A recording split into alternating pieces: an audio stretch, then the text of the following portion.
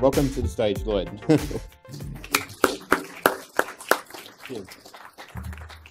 Thank you for that, Adam, and thank you all for being here. Sorry that was a long intro. So what I'm going to talk about today is quantum information, and you can see from the title there, we're going to talk about bytes of quantum information. If you will indulge me, I'm going to make this talk into two parts.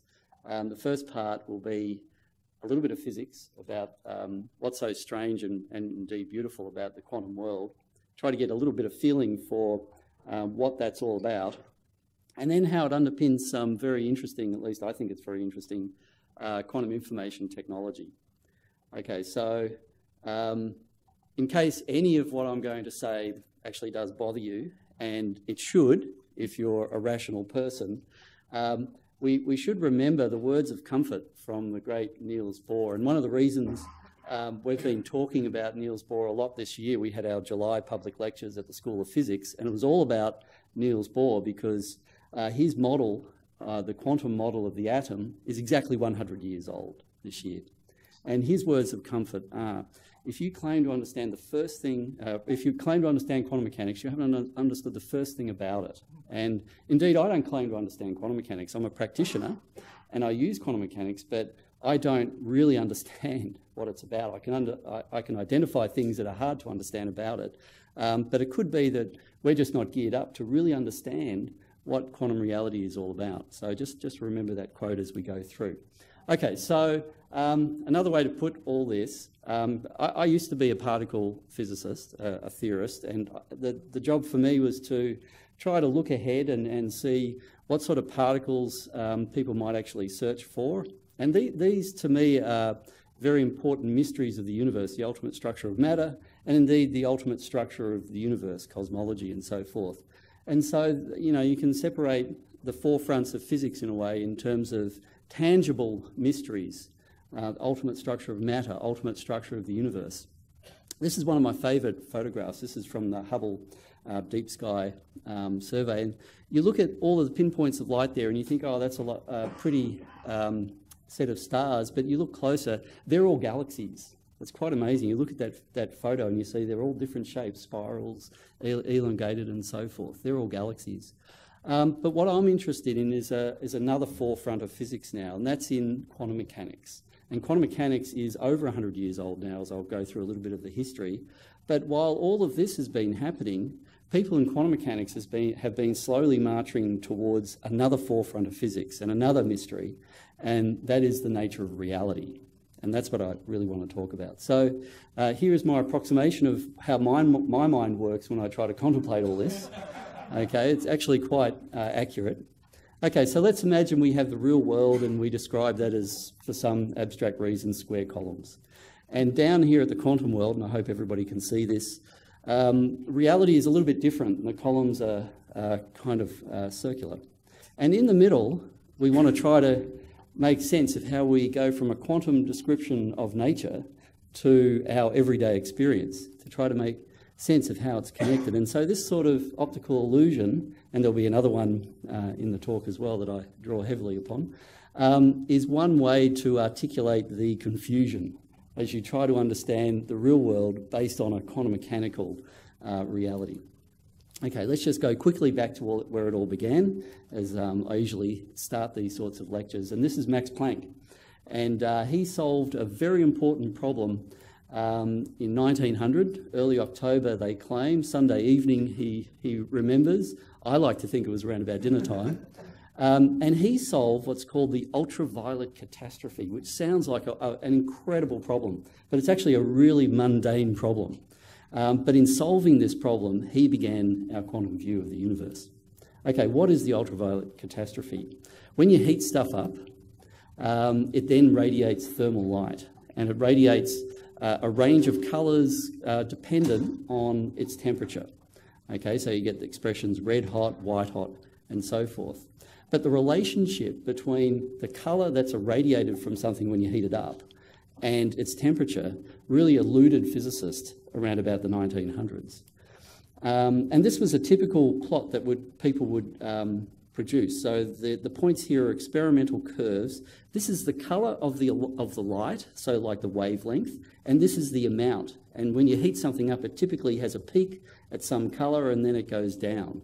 Okay, and that just tells you the predominant colour is here. Now, if you tried to fit the best theory at the time to such an experimental set of data, you would get this line here.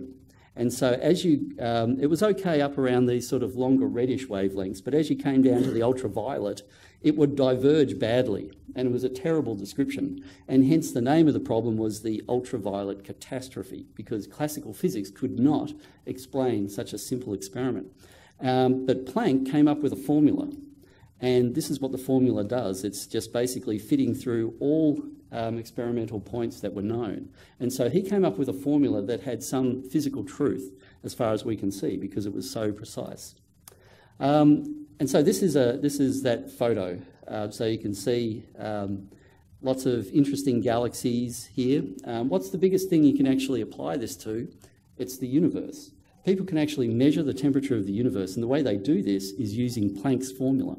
Okay, it was the temperature of the leftover photons from the Big Bang. They're now microwave photons because they've cooled right down. Was actually accidentally measured in this big beast of a thing called a microwave antenna. It was actually some annoying little signal that they found and they couldn't explain until they talked to some physicists locally.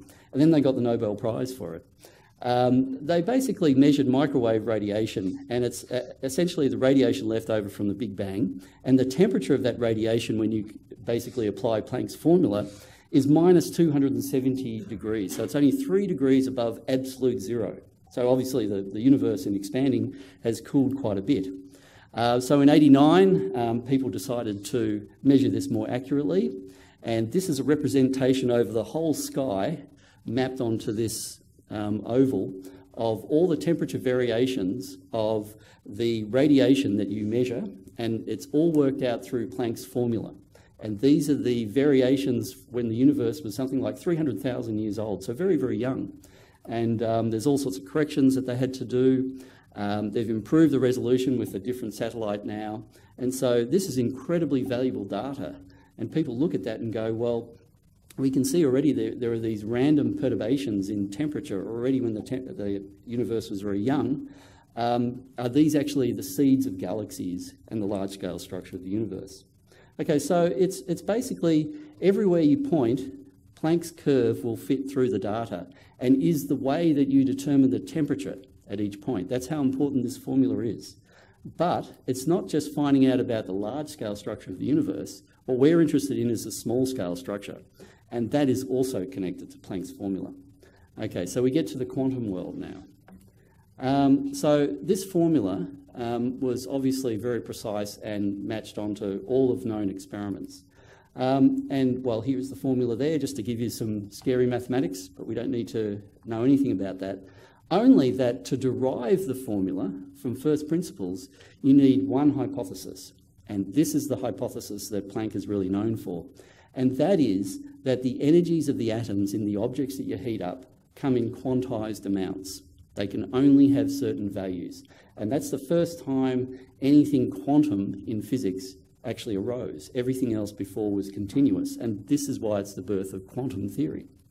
Okay, so to give you an example, I'm a rather large object. I'm a classical object in this sense. And if I was to run around this little theatre here, then I could have a range of energies from basically standing still up to the fastest I can run around. I can have a continuous range of energies. But if I was an electron in an atom experiencing quantum reality, then according to the foundations of this formula, I can only have certain energy values and nothing else. Okay, and that means that for some reason energies are quantized in the quantum world. So that's where the word quantum actually comes from. The fact that Planck's formula means that the energies of very, very small objects actually can only be certain values. Okay, so let me then summarise the early quantum theory, the salient points. Okay, first of all, Planck's hypothesis that energies are quantized. That was the first entry point of the word quantum into the lexicon of physics. And then Einstein came along and said, well, maybe light itself can come in quantized amounts. And maybe, in fact, light, when you really get down to it, could be a single particle of energy. And that single particle of energy we now call a photon. But of course, light also acts like a wave. Okay, so when we draw a photon, my modern picture of a photon is this blob that moves, and it acts like a particle, but also it has a wave-like nature associated with it. And so, in fact, when we go into quantum mechanics, we find that light can be described as both a wave and a particle. And it just depends on which experiment you're actually doing as to whether you'll see the wave-like nature or the particle-like nature. And it turns out that even further, everything can have a wave-like nature and a particle-like nature. And so electrons that we think of as particles also can behave as waves, and this is how we get beautiful images from electron microscopes. Electron microscopes basically use the wave-like property of electrons. So there are a few strange things from quantum mechanics, but it gets a lot weirder than that.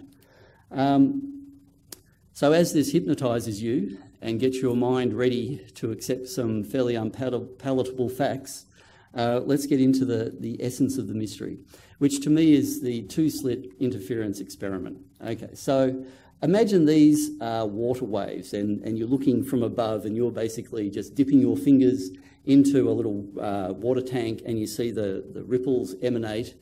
You probably know from experience you get interference effects. So along here you get these crests going out, and along here you get a line of troughs. And that's basically that the waves are interfering, adding and cancelling. So that's what water waves do. Okay, so let's have a look at what happens if we do this with light waves.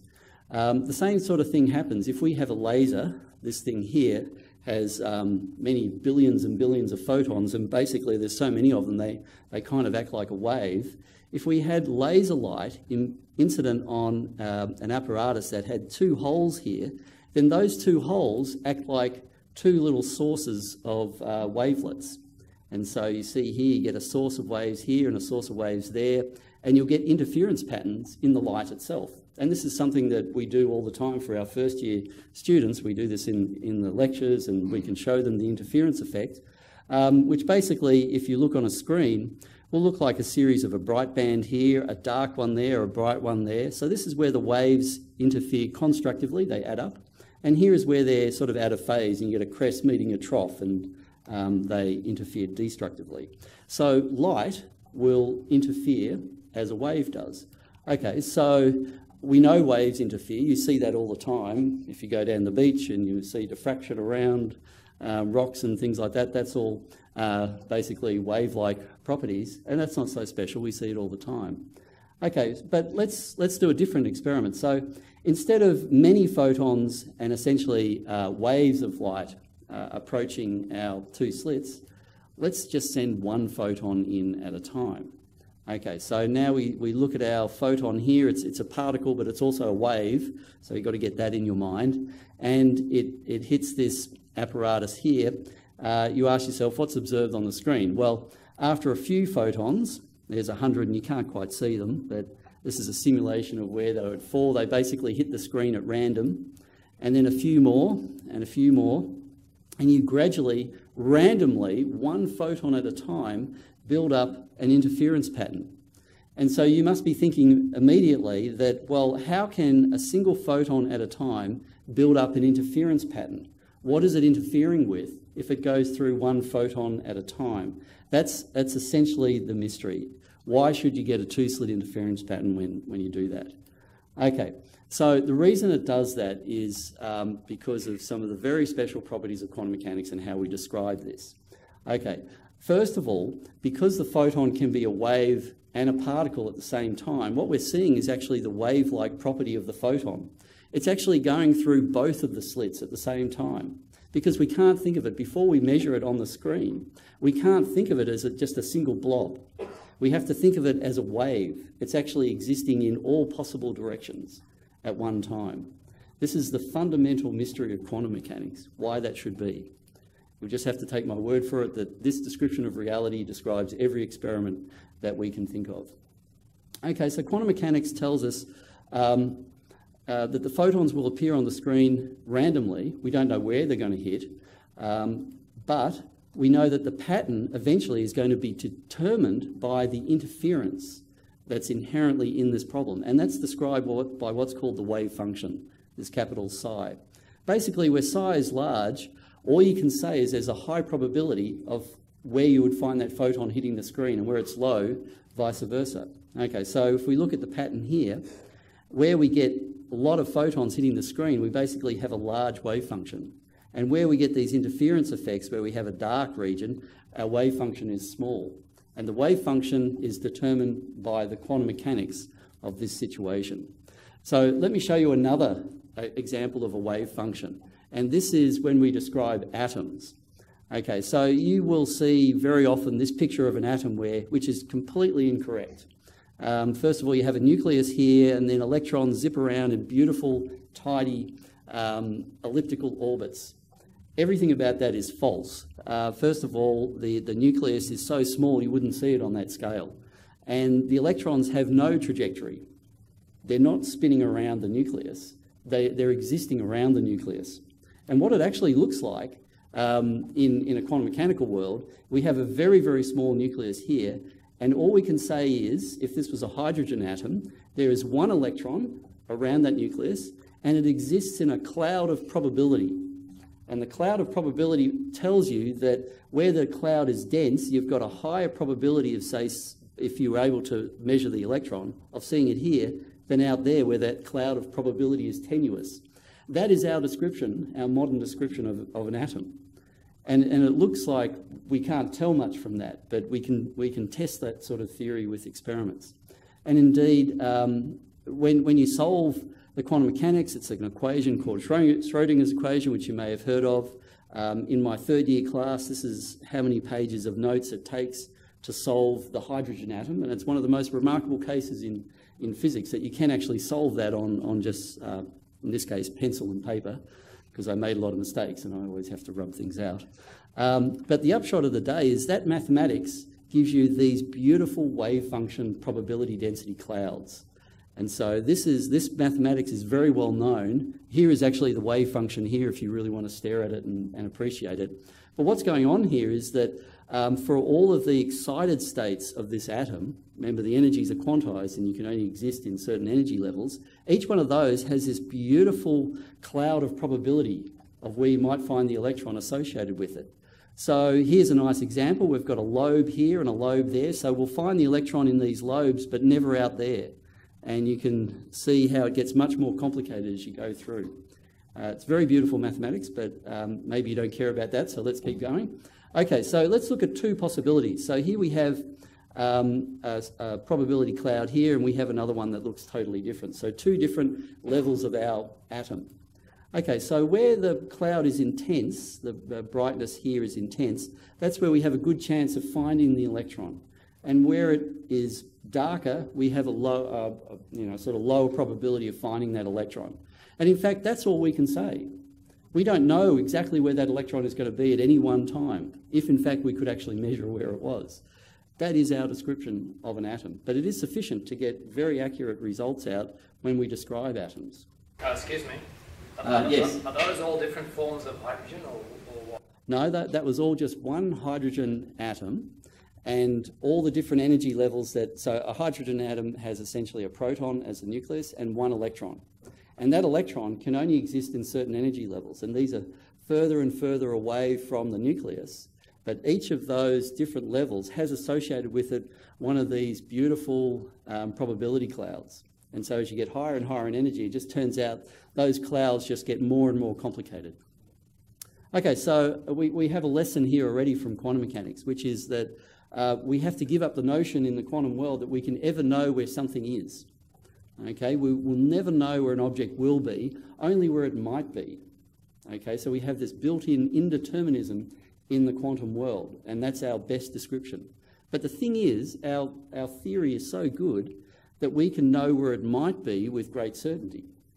Okay, that's just saying that we could determine the wave function very well. But in any one measurement, we will never know what we will get out. It just comes out at random. And that's one of the things that Einstein really objected to in quantum mechanics, that whole phrase, God does not play dice with the universe, is all about exactly that point. Because he was a classical physicist and he liked the idea that you could just start an object in motion and know where it would be forever after from Newton's laws. Okay, so let's go back to, I'm trying to get to what's really strange about the quantum world. That is strange, but let's go even further to see what underpins the technology. So let's go back to the one photon going through the two slits. Okay, and now here, I'm not splitting the photon into two. What I'm trying to represent is one photon going through both slits. Okay, and it makes no sense to us, but this is the description of this experiment. And then somehow then forming an interference pattern. Okay, so in this region here, where we haven't done a measurement, we cannot say if the photon went through this slit or that slit.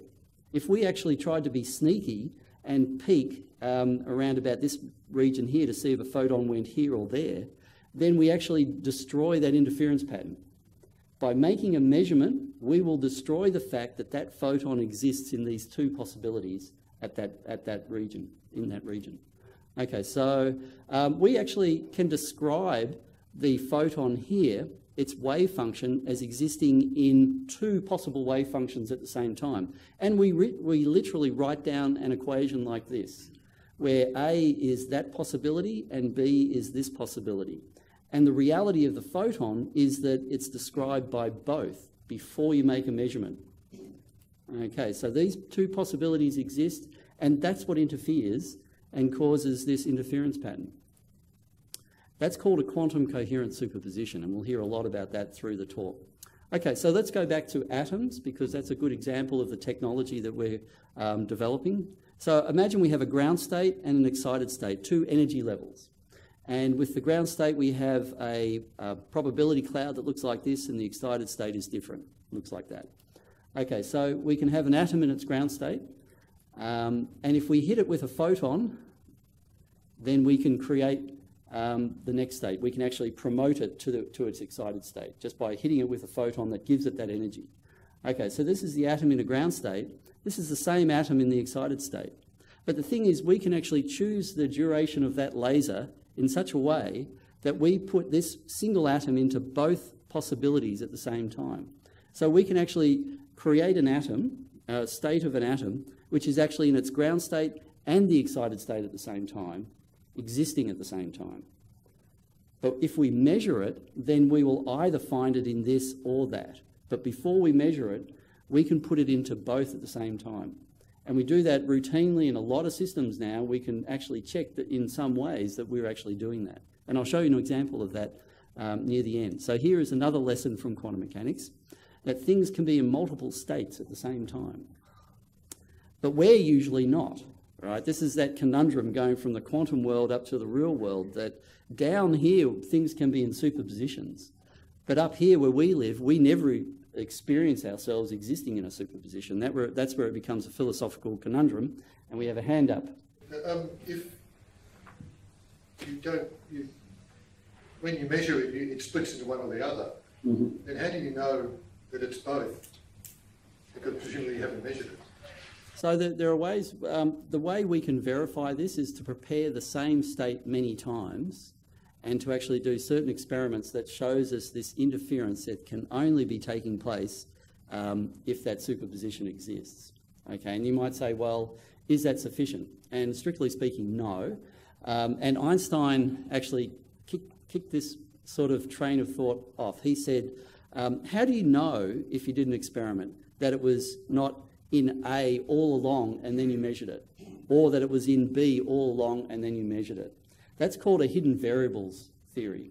Okay, it means that there's something about the theory you don't completely understand. It was actually one or the other and then you measured it. John Bell in 1964 came up with a protocol to actually test exactly that point.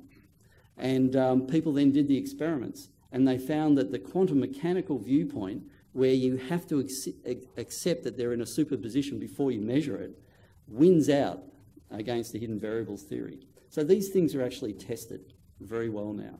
And people are still trying to close loopholes and all the rest of it. But as a pragmatic physicist, I now completely believe that.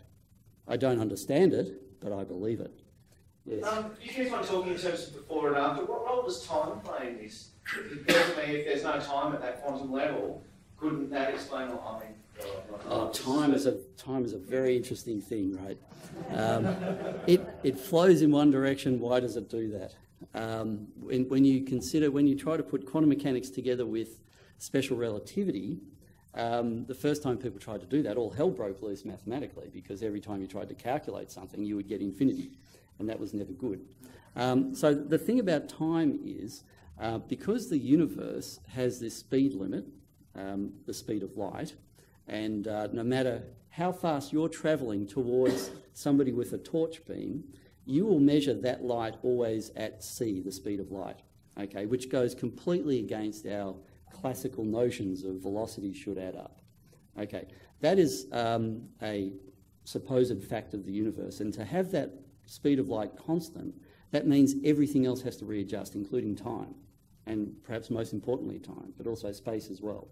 And then when you include quantum mechanics in that and you do the mathematics right, then you can start to predict with great accuracy some properties of particles that can also be measured to great accuracy. So there's a property of an electron called its magnetic moment, and it's been measured to, I think, around 10 or 11 decimal places. It's quite extraordinary. And the only way you can describe that theoretically is to use that theory of quantum mechanics and special relativity.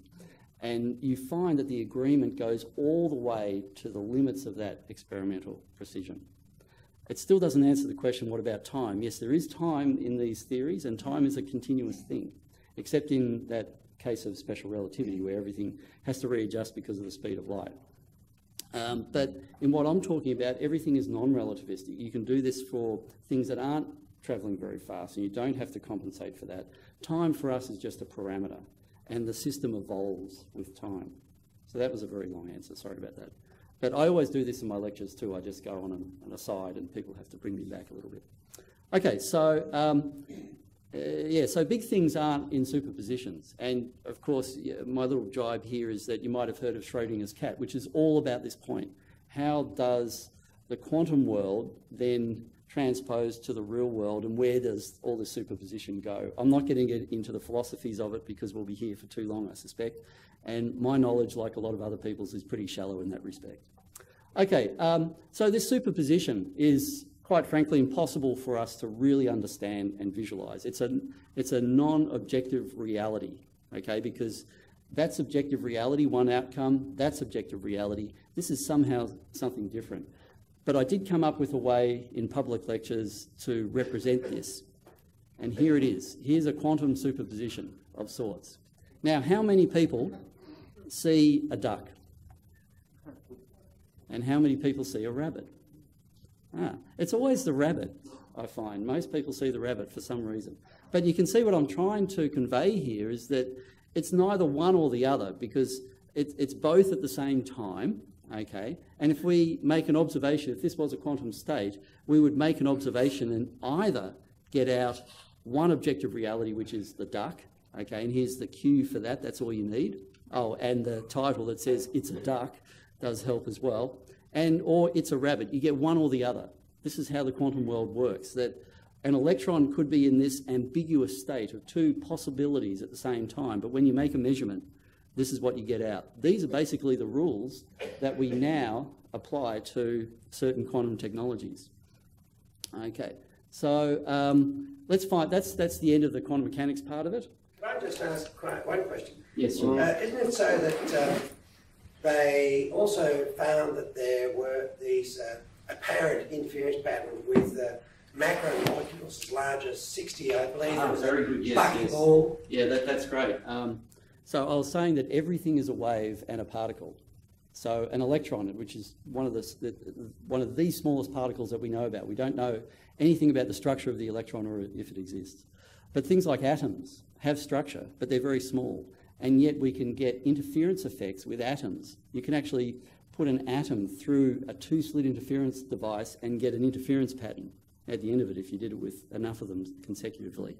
And you're raising the I'm trying to result how was is there, for a how very is there large 60 atom molecule Yeah, so for in a 60 places 60 at atom, once? exactly.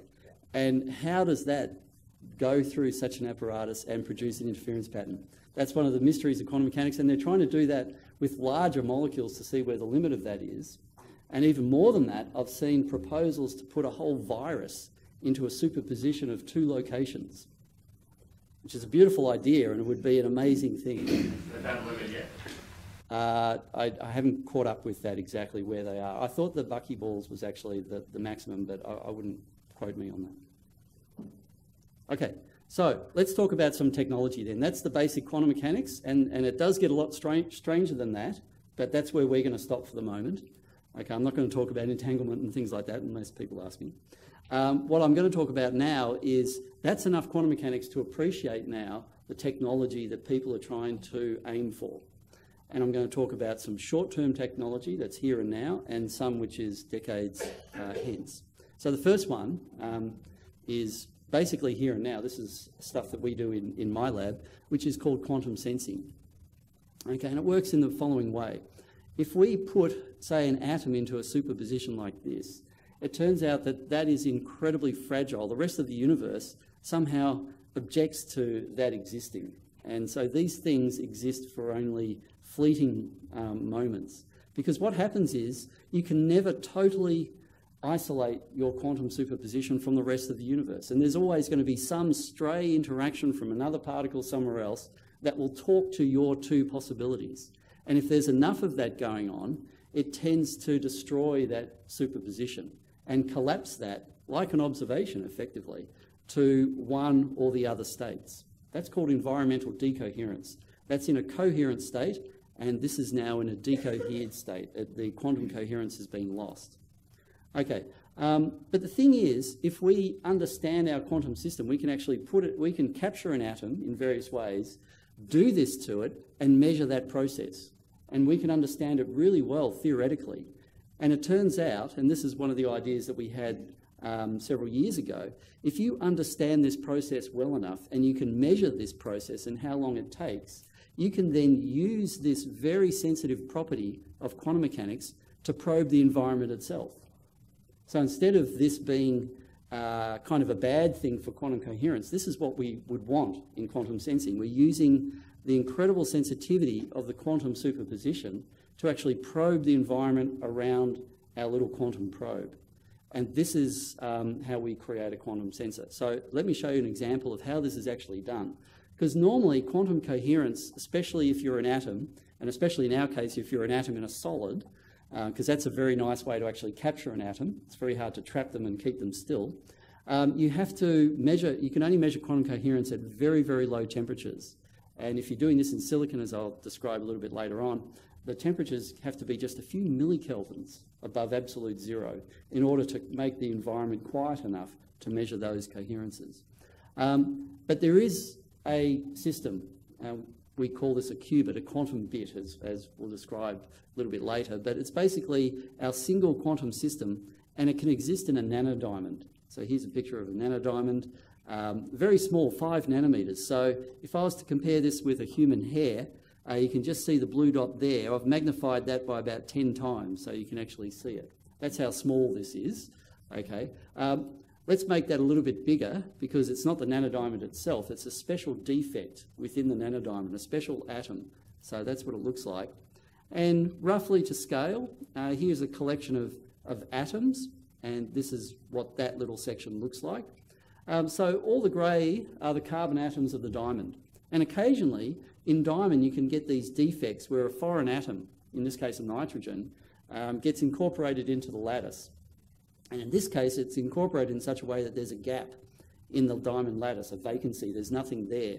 So there's actually quite a few electrons sloshing around there, and that gives that system a beautiful, a beautiful set of quantum mechanics.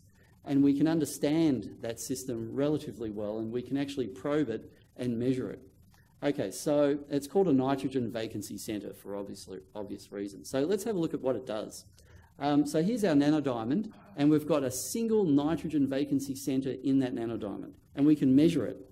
And it turns out that if you hit that nanodiamond with green light, it will absorb it and emit a sort of a reddish-orange light. And we can measure that light, and we can interrogate that light and figure out that it's actually coming from a single nitrogen atom in that nitrogen vacancy system. So that's the first thing that we can do. We can actually interrogate and see where it is. with our microscope. And here's an example of it. Forget about all this stuff here, but just blowing up that region there. We're scanning this with a particular microscope called a confocal microscope. That bar there is probably, well, I can't see it, but it'd be, that's 20 microns, so that's hundreds of nanometers probably. But here is the light there from a single NV centre.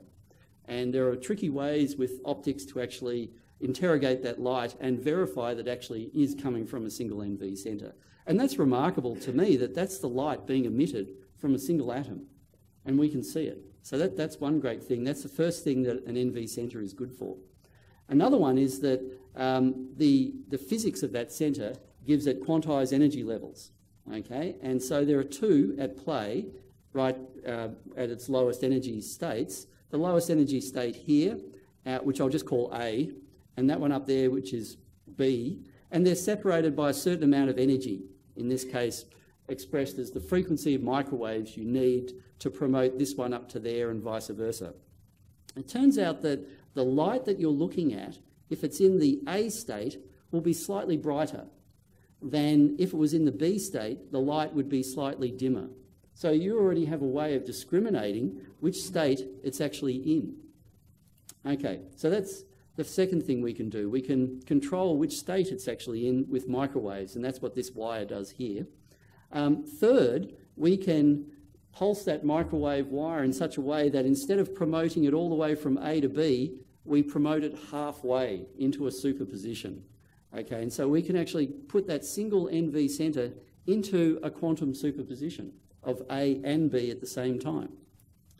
Okay, so the thing that's special about the system when it's in this state is that, both of these states are different in the way that they sense magnetic fields.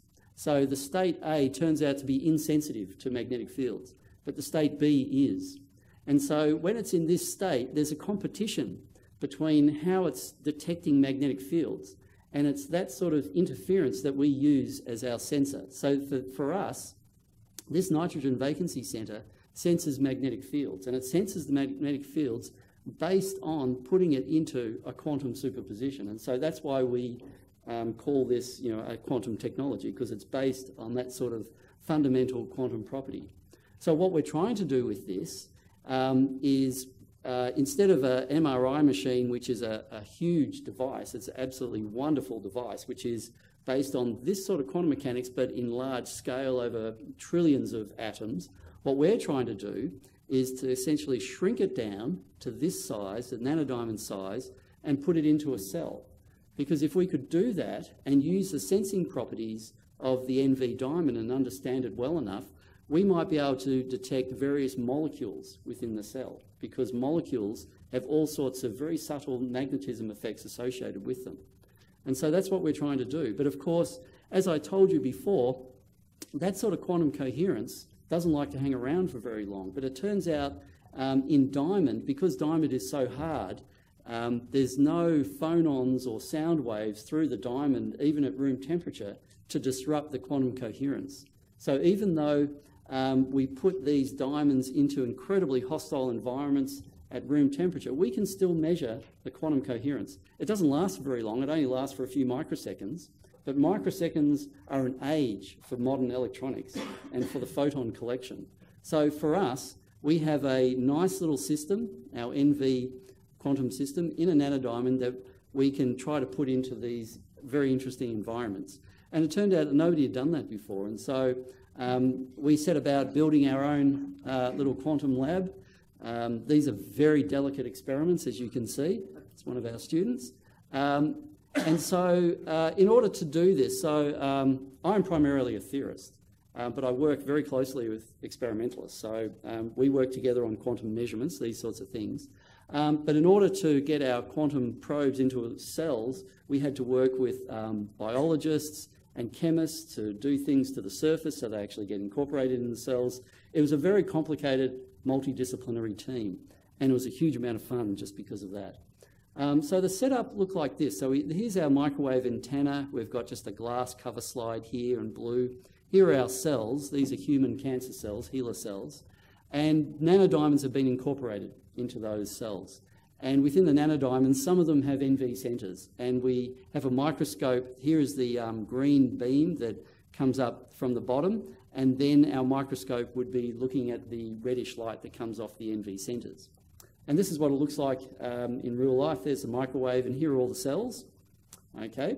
And this is what it looks like when we actually use our microscope.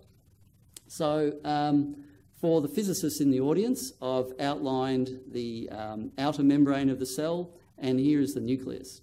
Okay, that's the sum total of my biological knowledge. We tried this a couple of times, and we were actually really lucky on the second time. Well, we had no idea how long we had to do the measurements, because now we're putting these cells into a very hostile environment. We're not keeping them nice at the temperatures they want with the gases they want. We've got them in a physics laboratory in a quantum measurement setup, and I think it was the first time anybody had taken anything like a cell into this quantum measurement system. So we had no idea how long the cells would survive, because we hit it with green light and microwaves and all the rest of it.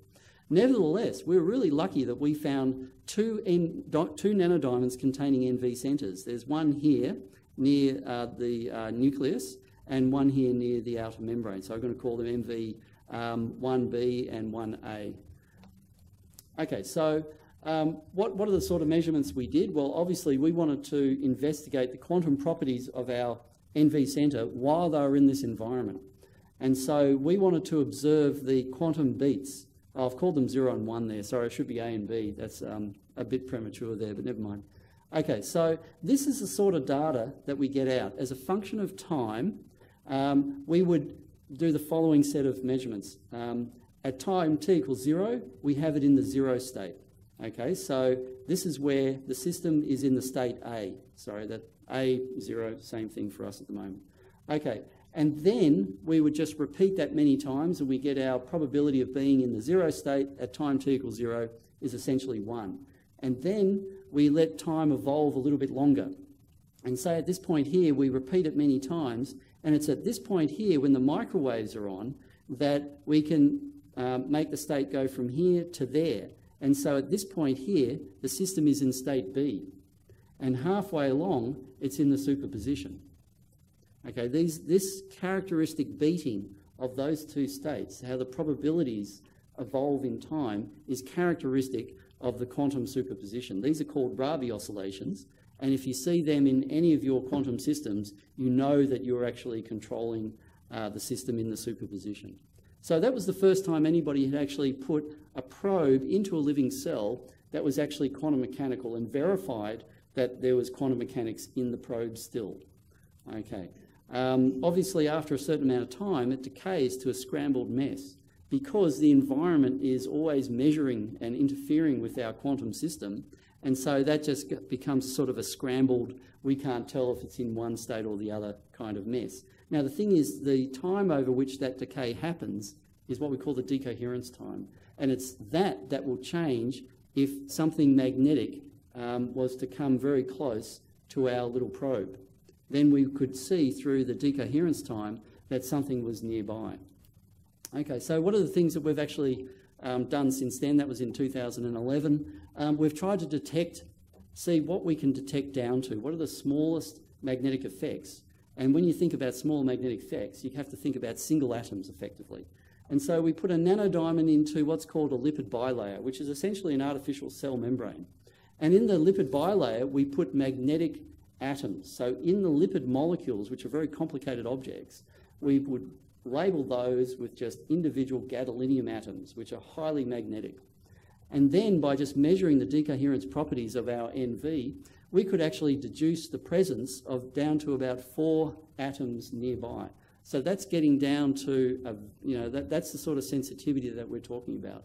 And we used actually rather large nanodiamonds. They are 15 nanometers. We could get it down to much smaller, and this would go down to essentially a single atom. We could detect a lipid molecule with one single label in there.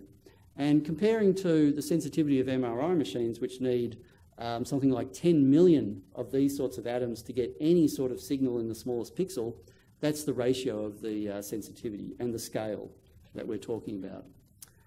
Another technology that another biological system that we're looking at is to detect the magnetic fields in situ from neurons as they fire. And we believe that if we can do that, we could actually map out, we could see almost in real time the signals flowing around in a neural network. That's very fanciful, I know, but we think that's actually within reach if we really improve the diamond quality and so forth. Another one is to detect an individual ion channel in a cell membrane actually opening and closing by virtue of the fact that when it opens, all the ions come out and will disrupt the quantum properties of our probe. Okay? But we can take this technology even further. So that was essentially here and now technology based on the quantum mechanics of one atom. So let's step that up a little bit. Can I just do a time check and see how long I've got? Well, we might have to take a poll on that. But... Okay, so we got about 10 minutes officially. Okay, 10 minutes to do quantum computing. There's a movie that'll take 3 or 4. We'll see if we can do it. Okay, so let's talk about quantum computing. So imagine we've got the one atom and we can put it into its excited state. Okay, that's its excited state cloud. Now let's label this 0 and that will label 1. Okay, now we're going to sort of convert to an information sort of framework. And we can put it into a superposition, or instead of labeling it as these clouds, we can use 0 and 1. Okay, and we're looking at bits of information here, a 0 bit and a 1 bit, and because it's quantum mechanical, we call that a qubit, a quantum bit. And it's both bits at the same time. So that's a single atom. Now imagine we've got 2 atoms, and we generalise this superposition. We can actually put that one atom, those 2 atoms, into the 4 possible combinations existing at the same time. Okay, but let's relabel that as 0, 0, 0, 1, 1, 0, and 1, 1. Okay, so that's now 2 qubits, but we've got the 4 possibilities, the 4 binary numbers. And of course, there's that joke, there are 1, 0 types of people, those who understand binary and those who don't. Okay, so that's not 10, that's 2, obviously. There we go. Okay, so these are the binary numbers representing the integers 0 to 3. Okay, so let's step that up a little bit and let's do 3 atoms. These are all the combinations that could exist in a superposition if we were to organise the laser beams properly, and we can do this. So now let's convert to the bit notation. It's all of these binary numbers at the same time. Okay, superpositions of numbers 0 to 7 in binary form. And if you count up the number of bits, in some sense this could be called 3 bytes of memory. Okay, so let's step it up. Now, because it's an exponential process, this sort of combination counting, if we do the same thing for 64 atoms, this is how many possibilities it contains. This is 2 to the 64. Okay, and if you were to convert that to that bytes sort of counting, that represents a quantum memory with the capability of storing simultaneously 6 billion terabyte pieces of information. Okay, because this is an exponential process. And all of that information, in principle, would be existing at the same time. Okay, and if you can process those numbers now, each of those numbers, if you can then process them somehow, then you could do calculations on all of those numbers simultaneously. And that's essentially where the power of quantum computing comes from. And a quantum computer will have enormous computing power. And it's useful to ask, well, how powerful would that be? What are the comparisons? So this is the typical example that people use. Was there a question? Yes, sorry. So in order to read from that kind of quantum memory, you'd have to collapse the superposition into one of the states, yeah? So wouldn't that mean that the data in the other states would be lost? Exactly. So if you just had that data in a superposition and then you measured those 64 atoms, all of that would collapse into one number, one random number from all of that. And that's the challenge. That is the fact, but that's the challenge of designing an algorithm to do something useful.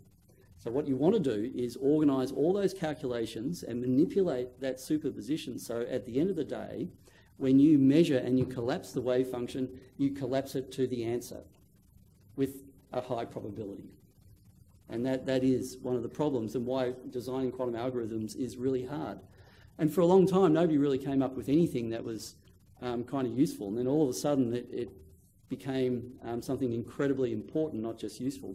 And this is the factoring problem. So finding the prime factors of a number turns out to be very hard. So if you have two integers, or p and q, and you multiply them together, even if they're really big, you can do that. It's very easy, and you get the final number n.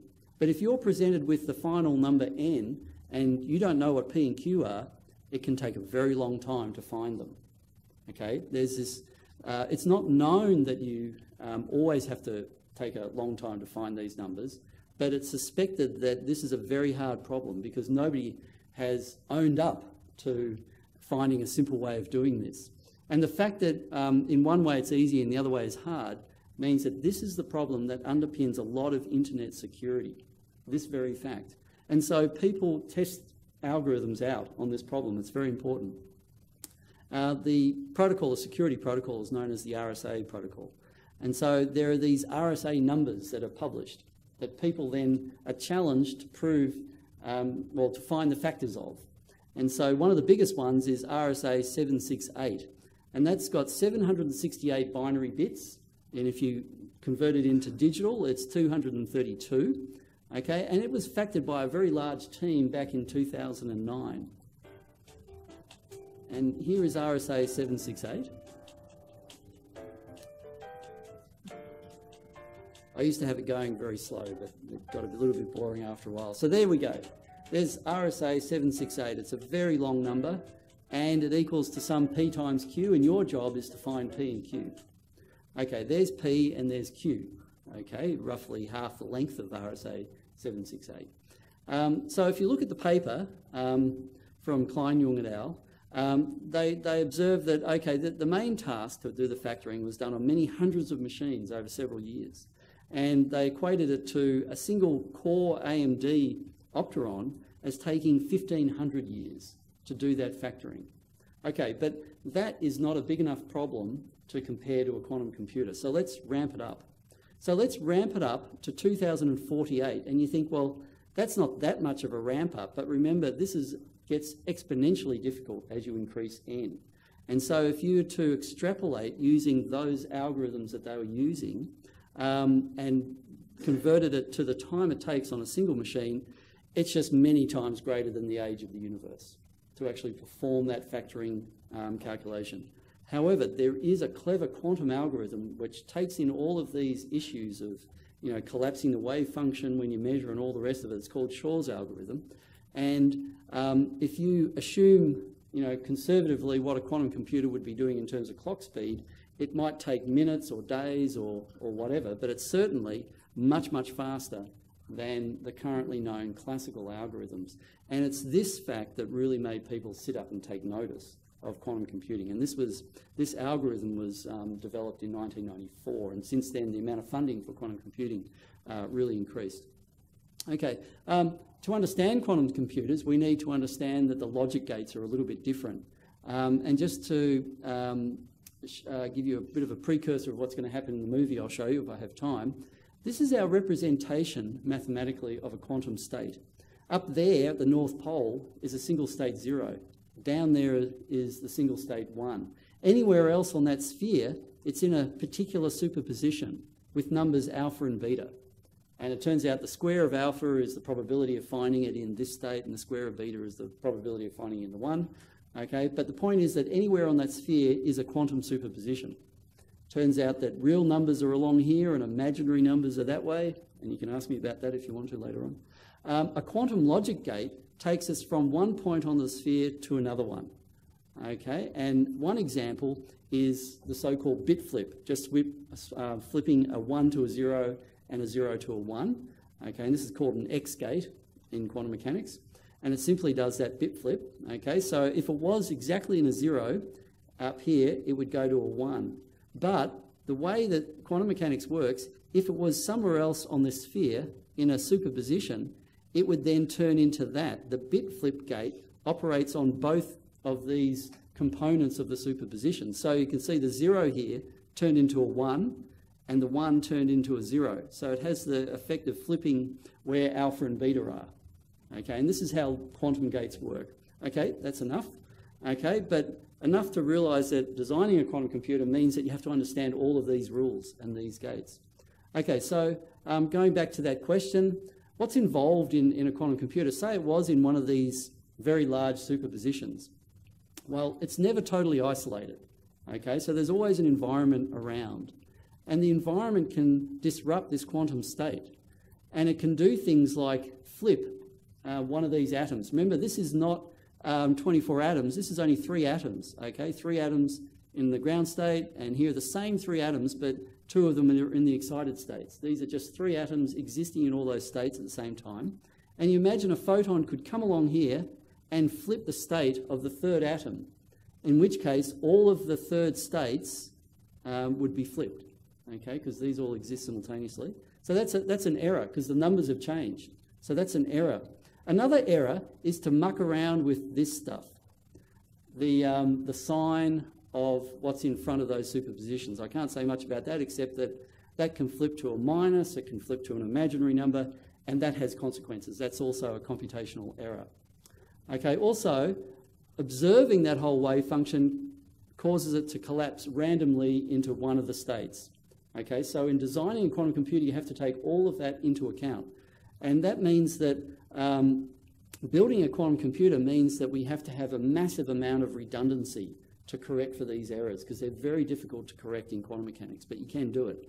It also means that building a quantum computer requires a really large-scale effort.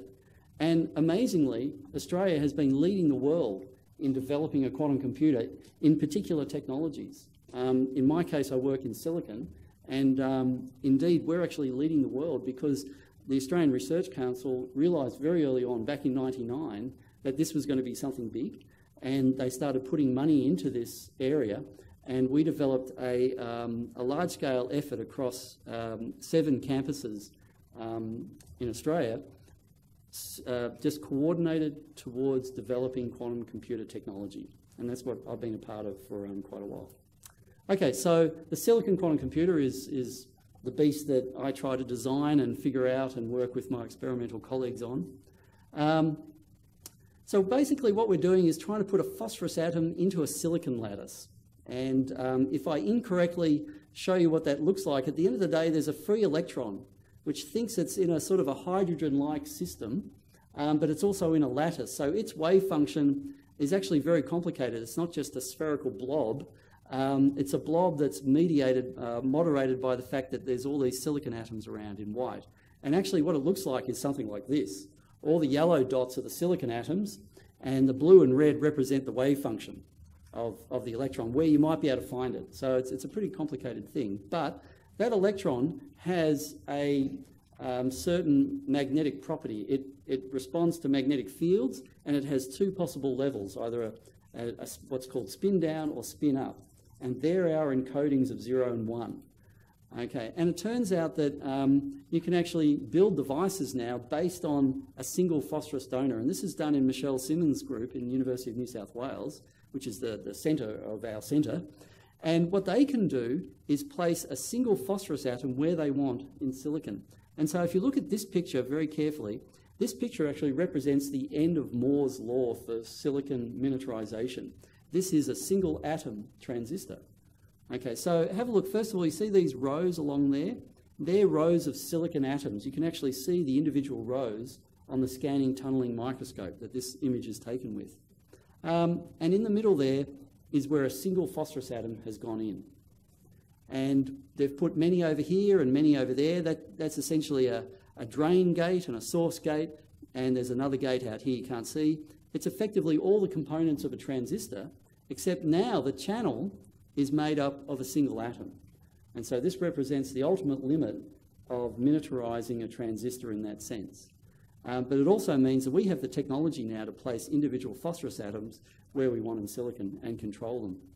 And it was Kane in 1998 who proposed using this system as a quantum computer. And that was the blueprint that was heavily funded in Australia. And so here's a little movie. I hope I've got time to show this, but this is an animation of how that computer would work. There's a little bit of music with it, but I hear that the music isn't actually coming through properly. Let me bring that up. I can't get rid of that bar down the bottom, I'm sorry, because I'm working with Windows 8 and I haven't learned how to do that yet. Oops. No, not now, I don't want to buy it. Full screen, that's what I want. Okay. I'll bump up the volume anyway, that'll be on my machine. But okay, so I'm going to pause it every now and then to try to explain what's going on.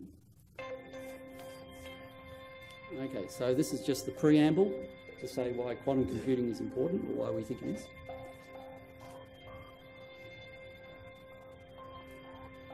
And then there'll be the artist's impression of what it would look like. Effectively bogus, of course, we don't know what it's going to look like. That's the fine structure constant, the physics joke.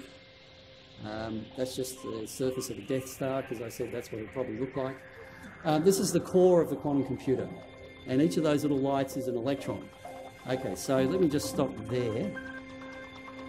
Okay, so this is the probability cloud of that single electron around a phosphorus atom in the middle, and the other dots are all the silicon atoms. And the amazing thing about this system is that despite having a whole lot of silicon atoms around, when you cool it down, that electron thinks it's effectively in a vacuum. It doesn't care about all of those silicon atoms because they're bonded. All the electrons that are associated with those atoms are all bonded and removed from the equation. Okay, this little sphere here is going to uncover our description that I was going through before. Okay, so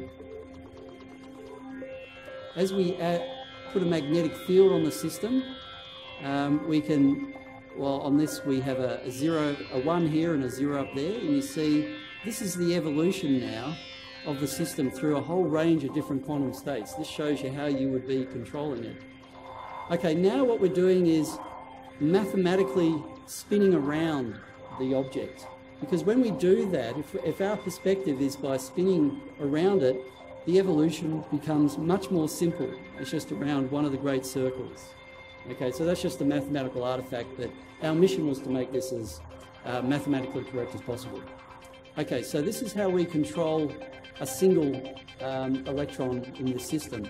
And we would do that by introducing a surface gate, which you can't quite see, but it puts an electric field on the system and stretches out that probability cloud. Okay, and that effectively has been done now. And this is the gate here. It would only be about 5 nanometers across. It would be at the ultra scaled limit of nanoelectronics. And you see that this is just describing the evolution. So now we've gone from this point to that point there. So we've affected a particular logic gate. But we have to do logic gates between our qubits. And this is done through a whole series of other gates that pull and push the wave function clouds around. Okay, and it's by understanding that very well that we can then figure out how to do a particular logic gate to do our interactions, which will do our processing of numbers. And I know that's a little bit boring, but that's doing what's called a control not gate. And it's one of the universal gates that you have to show that you could be able to implement.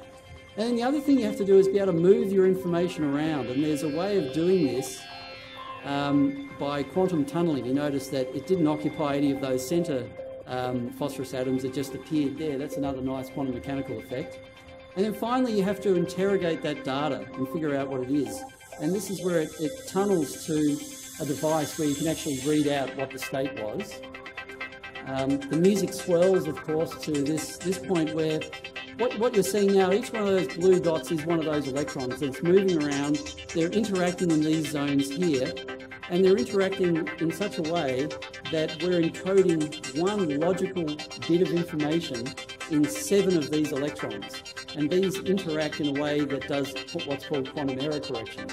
So it's actually quite complicated, and then you need to have millions of these performing quantum error correction to actually do anything useful. So we're trying to articulate that this is how you might arrange them and control them all. And then at the end of the day, this would be performing something like Shor's algorithm, and you get one answer which may be the right answer because it's a probabilistic thing. And the thing about factoring is that you can check if it's the right answer or not. Okay, so let's see if I can just get that down. Alrighty. So I'll just finish up very quickly then. Yeah, sorry, there's lots of questions there. Yes. Won't the speed at which it can compute still be limited by the speed at which you can kind of pulse those magnetic fields to change the... Indeed. So there are 2 very important timescales. The first one is how long does your quantum coherence last for? And the next one is, how long does it take to do anything to your little qubits? So in our case, people are now showing that, remarkably, those electrons can stay quantumly coherent for well over a second, okay, which doesn't sound like a long time, right?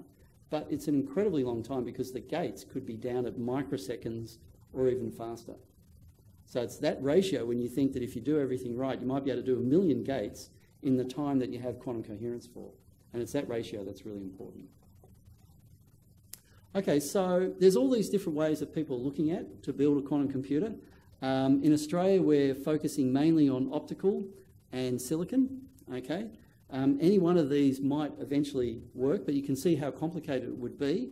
It might actually be a completely different technology that we don't know. It might be something like the monolith, and we're actually the apes around it because, you know, that's the level of understanding that we have right now. But either way, it'll probably involve millions of these qubits and this very exquisite quantum control that we need over them. But we're really understanding this now. I would have said 10 years ago, we don't quite understand how to go from single or few qubits to a full-scale quantum computer. But there's been a lot of work in the meantime, and I think people now really appreciate how it actually could be done. And so it's moving now into the engineering regime. So I'll just finish off with what I like to point out as the quantum Ouroboros. And this is the following observation about all of this quantum technology. So on the one hand, we have a quantum computer that for some reason would be good at cracking cryptographic codes, which I don't know, why would quantum mechanics be good at that? That was the first algorithm that people found. But conversely, people have developed quantum cryptography. And that's also a here and now technology where you can send data with virtually absolute security. So it's like quantum mechanics has this deep connection to information theory. And I'll leave you with this thought that, this is one of my favourite photographs in physics. Niels Bohr and, of course, Albert Einstein, they used to have a lot of conversations together. Quantum technology, is it useful or just strange? And I would say it's actually both at the same time. So, thanks very much.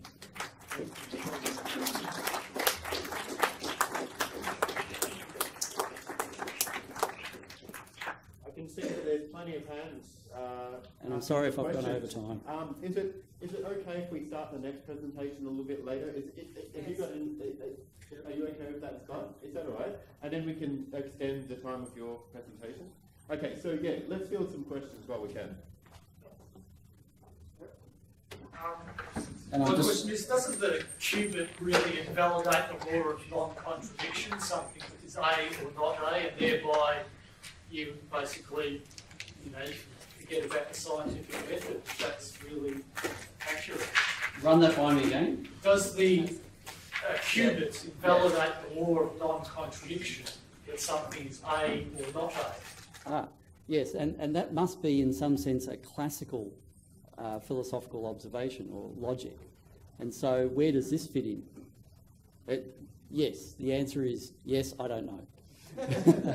But what people are trying to probe right now are questions that are probably related to that, which is if you look at these tests of quantum mechanics, you can classify them in certain ways. And as I said, testing quantum mechanics against what's called a hidden variable theory is basically testing quantum mechanics and that non-objective reality against a locally real theory, which means that in quantum mechanics I could separate particles to the either ends of the galaxies, and if I measure, and if they're quantumly correlated, if I measure this one, this other particle will then have a particular outcome. Okay, and so the question is, how does that influence go across that distance? And so people test that non-locality against locally real theories. So I don't know if they're getting towards that sort of philosophical conundrum, but they must be getting close. Yes? You say 6 billion terabytes of information in some principle way or in some theoretical way, or Can you speak up? practical way, could be stored at 64. In principle. And do you think that will happen? Okay, so I don't think you'll be able to store, that is without the influence of the environment. Okay, so in order to have effectively 64 atoms that could store that amount of information, you would need to build in redundancy. And so what I was trying to articulate near the end there, instead of 1 qubit per atom or per electron, you might have a certain number, say 7. And then if you had a group of 64 groups of 7, and you have the quantum error correction associated with that, then that's starting to look possible. Just a few extra redundancies, copies is not a lot. I'm talking about atoms. No, exactly. You have to then, to get the protection that you would need to run a large algorithm, you need more of this redundancy. But the thing is, even though the redundancy increases the amount of resources, the effect on the effective error rate from the decoherence is growing faster. So you get more benefit the more atoms that you have. But that's exactly why the quantum computer would be so large. You would, to run Shor's algorithm without any errors, would only need thousands of qubits. But because there are these errors and you have to correct it, you would need millions because of that redundancy that's built in. But overall, still way ahead of current. Oh yeah. So even with, I mean, a conventional computer chip now is getting up towards 1 billion components. And so in silicon, you can dream about scaling up to many millions. The key is what sort of control you need on these systems and how you read it out. And that is a whole new space of engineering.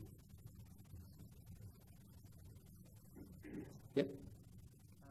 How many qubits have we got at the moment with modern contemporary? So that's a good question. So I would say qubits that you control and know are genuinely in a quantum state, it's between 6 and 8, depending on which system you're looking at. So trapped atoms, trapped ions, I think is about 6, getting on towards 8, and photons effectively 8. But people might have heard of a company called D-Wave, and they build a commercial quantum computer made up of hundreds of qubits, and these are superconducting devices. But the thing is, they're not maintaining quantum coherence over all of those 512 qubits. They're doing something very different. It's claimed to be a quantum computer, but it's not quite understood what exactly it's doing because the quantum coherence only lasts for a few nanoseconds or something like that. So it's a little bit contentious at the moment. Yes? Mm-hmm. I have a vague recollection of Planck using quantum mechanics to increase the photosynthetic efficiency. And that's an example of nature using quantum effects. Where else in particular for theory of mind, because that's a bit of a theme running through this conference, where else are there naturally occurring quantum effects at the classical level? One thing we're trying to do is we're putting quantum in biology, and so one thing I'd like to be able to do is to measure those effects. But the thing is they're very, very fast. They're like femtoseconds or picoseconds, those sorts of effects, because they're electronic and they're in a very noisy environment. And I think having long-range macroscopic quantum effects in that sort of environment is probably unlikely. But I have heard that birds navigate possibly through a quantum mechanical effect that's called a singlet and triplet superposition. So there might be at the very heart of how birds sense magnetic fields quantum effects. And I think people are interested in investigating that as well. And is that a less noisy place than say in the brain? Well, it must be in a sense that if there's any quantum mechanics over any appreciable time, I guess in biology it would have to exist over milliseconds to be appreciable. It would have to be effectively a quantum effect that doesn't feel its environment. And that may well exist in some systems, but I think it's probably unlikely in these sort of disordered and essentially very hot systems by all atomic standards. Yes. You mentioned the potential for using nanoscale MRI sensing in biology with the nanodiamonds. They would penetrate the cell. Would that be able to, if you got a whole bunch of them obviously, would you be able to, in live real time, actually sense what's going on in the brain and use that as a full scanning? Would you be able to do that? I don't know if that will be possible. We dream about things like that, but there are some impediments to this particular technology being used in vivo, and that is that we need to get green light in and red light out, and that's very difficult to do through tissue. So it's probably unlikely to do that, but one of the things that we hope we can do is if we grow neurons on a diamond and we have a layer of these NV centres just below that, which we can engineer, and we read off the light from all of those NV centres in a CMOS camera, CCD camera, then we might be able to detect by just looking at that light where the magnetic fields of the neurons are strongest and weakest and how they flow in time. And so it could be in a 2D network we might be able to do that sort of detection, and that might be really useful for drug discovery. Maybe in the future it will go that far and we could just monitor what's going on. Well, that would be marvellous if we could do that. But at the moment, I'm not sure if I'd want to put nanodiamonds in my brain. It might not do anything, might not make any difference, but yes. That's what the testing's for. Yeah, it's all a bit mind-boggling, but going back to the beginning of the talk where you were talking about the double-slit experiment with a single photon, if I seem to remember someone saying that another explanation for that situation where you've got the interference with a single photon is that if you've got a many-world thing happening, that you've got leakage of photons between the different worlds, so you don't need the wave function on the individual photon. And I sometimes have this great image of the many worlds hypothesis on my front slide, but so that's saying it's that the phenomenon of the collapse of the wave function from the two possibilities down to one or the other. That mechanism is not that well understood. As a pragmatic physicist, I ascribe that to the interactions that happen all around it. But that doesn't remove the philosophical problem of, you know, where is the split happening, and does it have to be consciousness that actually has to observe this, or if you left the system on its own and the interactions were there, would it still collapse? That's removed then by this many worlds hypothesis that at the point of observation the universe splits into two, and in that universe one option played out and the other one the other option played out. And that may be true, but for a physicist like myself, I'm very pragmatic. I want to do stuff with this. I don't care at that level, right? So I just believe what I can measure, and that is my basis on which to do something different and new. But it's a good question. Yeah. Is the idea behind using quantum technology in cryptography related to the fact that when you listen to the data or there's a quantum signal, you will interfere with it? Or is it or do we do it like, do we encode the data using some quantum technology and then send it as normal? I mean, if I had time, I would have been able to explain on the basis of what you saw exactly how it works. And it's basically you have a photon that can be in two possible polarization states. Just call them either up and down, or you could, well, let's call it like this, or you could rotate it in that basis as well. Okay, so if I encode my photon in that state, but I don't tell the receiver whether to measure the polarization in that angle or that angle, and they measure in this angle, then that photon will appear to be in a superposition and will collapse to one or the other at random. But then later on, after a long sequence of this, these two people communicate over a classical channel to say what is the sequence of measurements that should have been carried out. And it's done in such a way that if an eavesdropper had tried to intercept and resend, they would have just got random information. And it's a bit of a proof mathematically to see that, but that's the gist of how it works. Can I just ask... oh, sorry. Yes. With regard to your transistor with the phosphorus atom in the middle, what was the reason for the phosphorus between the source and the drain? Just to show you could do it? No, I mean, is there anything particular about a phosphorus atom that has you have that? Oh, okay. So the phosphorus atom will be the basis of our qubits in silicon. So we need to show that we can put them where we want. And then that is the first, and we will also have to have these gates around anyway. So making a transistor and understanding and measuring the current through that transistor as a function of voltage, which is well known for normal transistors, that will have already quantum mechanical effects from the fact that the channel has these quantized energy levels.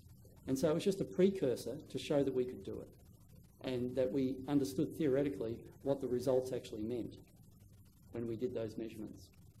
So is there some particular feature of the phosphorus atom that had you choose it? Yeah, so it has 5 electrons, and 4 of them bind it into the silicon with 4 other silicon atoms, and it has 1 free electron. And that electron has a property in a magnetic field called spin. So there's a down state and an up state, and we call that 0 and 1. And so that's our qubit.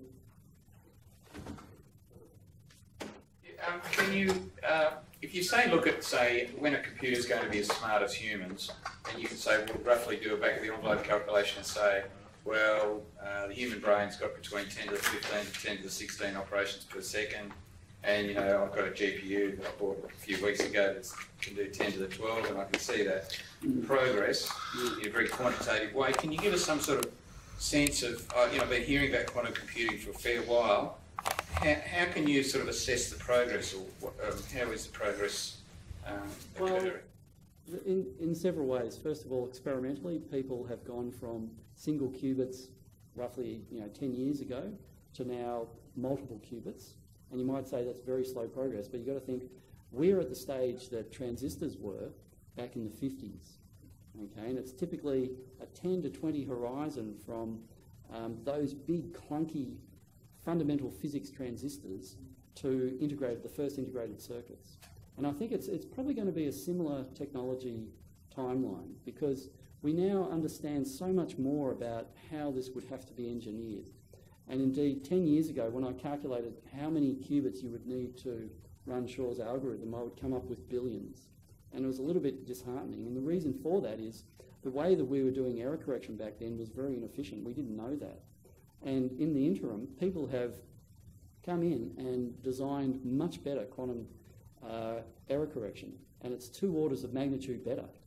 And so that means that instead of billions, you might need tens of millions, which is still a lot, but when you compare it to what's in your smartphone, that's nothing.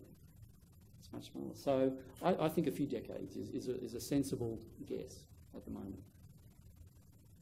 Yes? What implications does this have for P equals NP? So P equals NP is a very famous statement of a question. P is effectively a problem that can be solved efficiently on a normal computer, and NP is one that's very difficult. And if you don't know anything about complexity theory, you just go, and the question P equals NP, if anybody could solve that, they would instantly get $1 million or something for a prize. It's a very difficult problem. And of course, it's if you just look at it, you say, well, that's true when n equals 1, but it doesn't work like that. But what does quantum mechanics have to say about that, quantum computing? So there's a lot of people working on that complexity theory. I'm not one of them. But what I observe is that there's a new class of complexity, which is called bounded quantum polynomial. So if you can run a problem in polynomial increasing time resources with a bounded error, then it's in that class. And the question is, how does that relate to NP? And I think it's still an open question and hotly contended.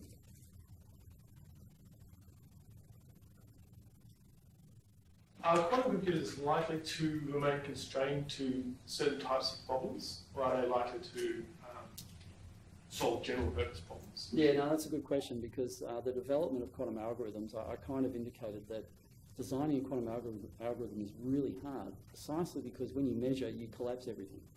And so you have to put a lot of thought into what that algorithm is going to do. It just turns out Shor's algorithm is a really natural one for a quantum computer. So factoring is something it can do. The basis of factoring is period finding, and people are trying to figure out what other problems can be done there. There's still a limited class of problems, and they're often very specialised, but there are things like finding eigenvalues of matrices. Solving quantum systems is another really important one, which is natural. You can map a quantum system onto the quantum computer, and you say, well, why is that important? Because a lot of molecular drug design depends on solving quantum systems, and is often very limited by the size of the system you can solve on a normal computer. Linear equations, there are all sorts of things now popping up where a quantum computer would have some appreciable speed up. Yes? Are you saying that quantum computers would be good for solving linear algebra problems? I have seen an algorithm that does that. I don't know what the relative speed up would be. Just so happens that Shor's algorithm is exponentially better than the best classical algorithms. But something like searching doesn't get the exponential speed up, but it gets a quadratic speed up. So there's all different ranges of speed up that you get. Have we exhausted all the questions? So I'm sorry I have gone over time and I've destroyed the schedule. Sorry, Scott. Okay. Yeah, thanks very much.